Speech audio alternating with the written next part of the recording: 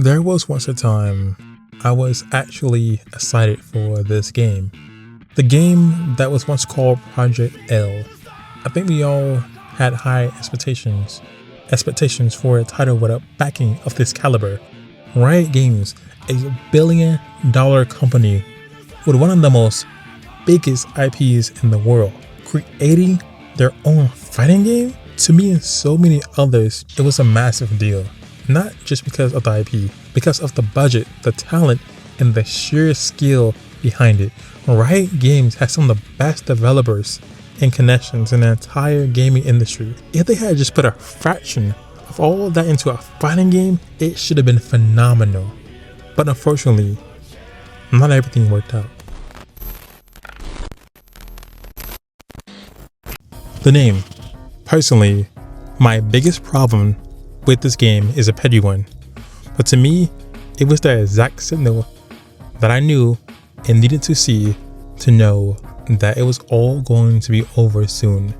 So Riot Games, the maker of League of Legends, decides that their fighting game should be called 2XKO, a name that has literally nothing to do with League of Legends. You know, the one factor that could have brought the game to the attention of millions of LOL players. What a total failure of a name. A failure of branding 101. Their excuse was SEO reasons, but Marvel pushed their name on every project because they know using their name brings more attention. What a fatal mistake they made. This matters so much to me because once I learned they weren't going to call it or use League of Legends or Riot anywhere in the branding, it made me realize they weren't going to run a home base with this one. At best, it was going to be a side project in hopes that they could capitalize on the moderate success of the fighting game genre. See, I bet Riot expected 2XKO to pull Street Fighter and Tekken numbers, and anything less would be a disaster to them. But look at it now. Look at the news now. I knew it. The game was never going to last because Riot never wanted to fully bank on it. The moment the game starts to tank, they give up. No passion, no redemption, no concern for the people who believed in the game day one, the people who were supported the game from day one. To them, it was just another failed project that didn't live up to expectations. It's like Riot treated it like an outcast son who didn't live up to his peers. They wanted Street Fighter 6 numbers, but at best, they were given peak BB tag numbers, the gameplay. And just like BB tag, the mechanics were simple. I'm going to stand on my hill right here and say that 2XKO have some of the most demified ABC 1, 2, 3 green light, red light, bop it, twist it, pull it, kick it ass gameplay I have ever played in my entire life. I hate it.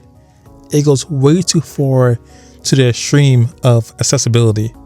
Now, I'm well aware that at the end of the day, if both players have the same exact tools, then the better player will always win regardless. There's no RNG in fighting games.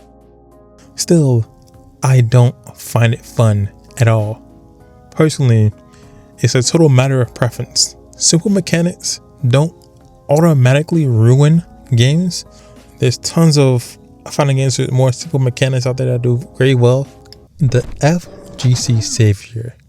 At one point, some people thought that Project L was going to save the FGC, which is nothing more than a joke at this point because no single game can save the FGC, quote unquote, unsaved.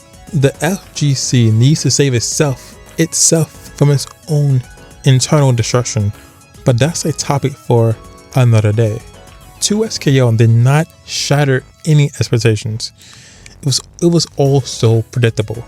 A free-to-play game in modern times comes with hours upon hours of grinding, battle passes, and skin bundles that cost more than full-fledged games. Always helped lead to its downfall. A shame, really. And now this game is coming to an end. I don't think it will survive unless the community steps up to the plate, make like a fan version, a community version, or maybe the final patch, or maybe the final game patch puts the game in a stable enough state that it becomes a cult classic. There's a universe where 2SKO becomes or gets the melee treatment, a game that hasn't been patched in over 20 years but maintains a massive base.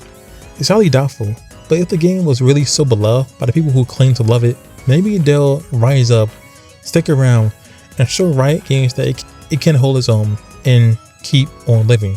Just maybe it'll inspire someone at Riot to make the boss call and bring it back under the gracious light. But honestly, it's just a dream. The likely reality is that 2SKO joins the rest of the self-proclaimed or proclaimed FGC saviors and becomes nothing more than a fun fact in a Riot Games history documentary, a footnote at worst, a jury for job at best.